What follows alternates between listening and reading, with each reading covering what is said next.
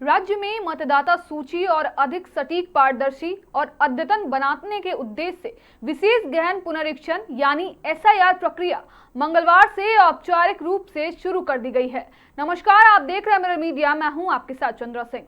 इस संबंध में मुख्य निर्वाचन पदाधिकारी के रवि कुमार ने प्रेस कॉन्फ्रेंस कर विस्तृत जानकारी साझा की। उन्होंने बताया कि इस अभियान के तहत राज्य के कुल 2,64,63,236 मतदाता प्रक्रिया में शामिल होंगे। मुख्य निर्वाचन पदाधिकारी ने कहा कि पुनरीक्षण कार्य को प्रभावी तरीके से पूरा करने के लिए सभी बूथों तक इन्यूमरेशन फॉर्म पहुंचा दिए गए हैं। अब बूथ लेवल अधिकारी यानी बीएलओ क्षेत्र के प्रत्येक मतदाता से संपर्क करेंगे और फॉर्म भरने में उनकी सहायता करेंगे। उन्होंने बताया कि इस प्रक्रिया का उद्देश्य मतदाता सूची में दर्ज जानकारी को अद्यतन करना और सूची को अधिक विश्वसनीय बनाना है। आज एसआईआर प्रक्रिया शुरू हो गया।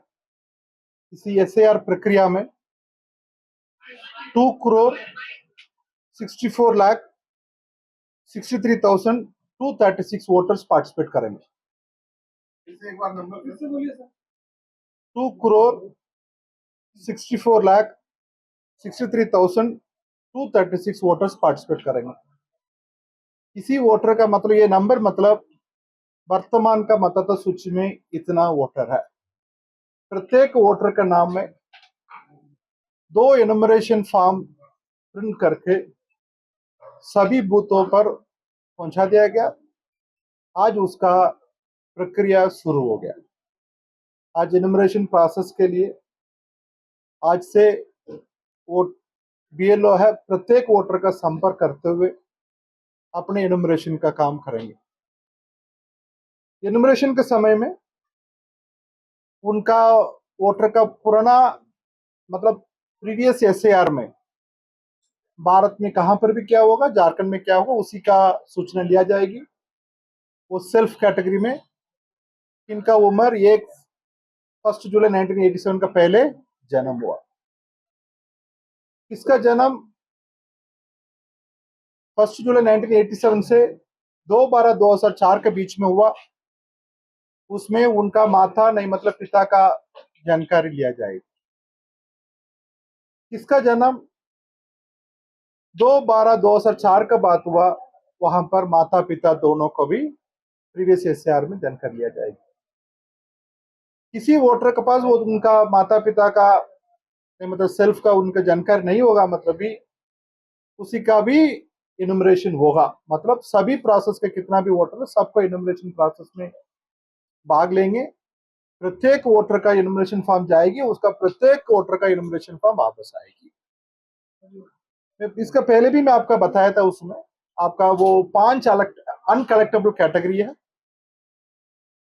उसमें उसी का बीएलओ अपने रिपोर्ट के साथ इसी एनुमरेशन फॉर्म का अनकलेक्टेबल एनुमरेशन फॉर्म का भी उनका रिपोर्ट के साथ में कमीशन का वापस करना इसी नेट का माध्यम से। इसलिए एक भी एनुमरेशन फॉर्म छूटने की लिए संभावना नहीं रहती है। किसका अनकलेक्टेबल है उनका भी वापस आना है। उसमें 5 कैटेगरी है। एक ऑलरेडी एनरोल मतलब उनका पहले एक अधिक जगह पर है, उसका डी बोला जाता है। उसके बाद डेथ है। उसके बाद परमानेंटली शिफ्टेड हुई, अपने जगह से दूसरा जगह पर चले गए उनको। फिर उसके बाद आपका एब्सेंट वोटर है, मतलब अनट्रेसेबल है, उनका बारे में कोई जानकारी नहीं उसका। 5वां कैटेगरी है रेफ्यूज कैटेगरी, साइन कैटेगरी है। उसमें मतलब ये कोई भी भारत का नागरिक था, अभी दूसरा देश में जाके वहां नागरिकता प्राप्त ले लिया, वो भी एनुमरेशन फॉर्म वापस मिलने के समय में वो भी बीएलओ को तुरंत वापस कर देंगे। यहाँ पर झारखंड में कोई भी गलत डिक्लेरेशन देखे, कोई भी दूसरा देश का नागरिक अपने यहाँ पर वोटर लिस्ट में नाम दर्ज कर दिया तो उनका भी एनुमरेशन फॉर्म आएगी, वो भी बीएलओ को बिना सिग्नेचर करके वापस लौटा देंगे कारण का। ये 5 कैटेगरी के छोड़कर बाकी सभी वोटर का एनुमरेशन फॉर्म प्राप्त करके उनका ड्राफ्ट रोल में नाम आएगी। कि कोई वोटर आज का डेट में झारखंड में ही बाहर में कुछ काम करने के लिए, पढ़ने के लिए, कुछ कारण से बाहर होगा, मतलब उनका परिवार का सदस्य कोई उसी फॉर्म का सिग्नेचर कर सकता है। पता उनका माता पिता, दादा दादी, नाना नानी, भाई बहन कोई भी होगा, उन्हीं का जगह पर उनका रिलेशन क्या है वो लिखते हुए उनका सिग्नेचर कर सकते हैं। साथ में ये भी सुविधा है, उनका ऑनलाइन के माध्यम से भी अपने एनुमरेशन फॉर्म का सिग्नेचर कर सकते हैं। मतलब बीएलओ ये भी सुविधा करेंगे, उनका इलेक्ट्रॉनिक मीडियम से उनका भेजवा के उनसे भी वापस लेके उसका भी कर सकते हैं। इसलिए कोई भी वोटर छूटने के लिए संभावना नहीं है। दूसरा है, प्रत्येक वोटर एनुमरेशन प्रोसेस है एक पार्टिसिपेटिव प्रोसेस है, मतलब सहभागी प्रोसेस है, प्रक्रिया है। इसमें आम आदमी का भी इन्वॉल्व किया जा रहा है चुनाव पाठशाला का माध्यम से। प्रत्येक पॉलिटिकल पार्टी का अपने BLO 2 नियुक्ति करने के लिए अनुरोध किया गया। उनसे भी नियुक्ति भी लगभग आपका 74,500 नियुक्ति हो गया, अभी भी सब जगह पर देखने को मिल रहा है उसको। वो भी उनके साथ साथ में रखे, वो भी पार्टिसिपेट करेंगे। वोटर का भी कहां पर भी ऑब्जेक्शन करने के लिए उनका भी प्रक्रिया है, इसलिए उसी के माध्यम से करेंगे। साथ में ये प्रक्रिया वो कंकरेंट ऑडिट की तरफ से माना जाता है, ताकि एक एक फल पर, एक एक स्टेज पर आपका वो पब्लिक का भी पार्टिसिपेशन रहेगी, पॉलिटिकल पार्टी का भी। आज आपका प्रक्रिया शुरू हुई, सभी जगह पर उनका फर्स्ट मीटिंग करके उनका प्रक्रिया शुरू हुई। इसी पूरा काम में आज का डेट में 29,571 BLO है, 571 BLO है, वो अभी काम कर रहा है उसी को।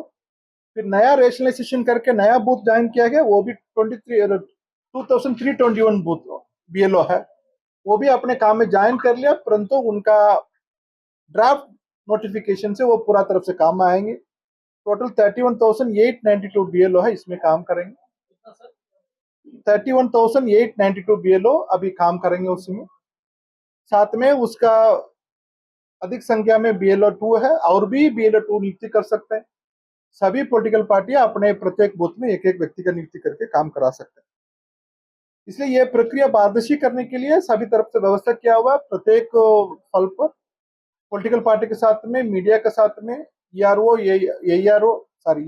DO, CO का बैठक करना, आज भी उसके तरफ से मैं आपका कर रहा है। एक एक बिंदु पर होगी, मतलब उसमें मैं आपका जवाब दूंगा।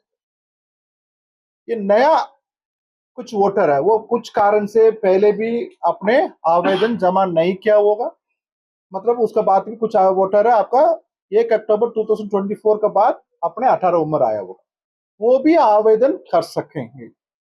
उनका प्रत्येक BLO के पास 30 फॉर्म दिया हुआ है, और भी कहाँ चाहिए हम लोग प्रोवाइड करेंगे। उनका केवल नाम 5 अगस्त के बाद उसका एनरोलमेंट होगी।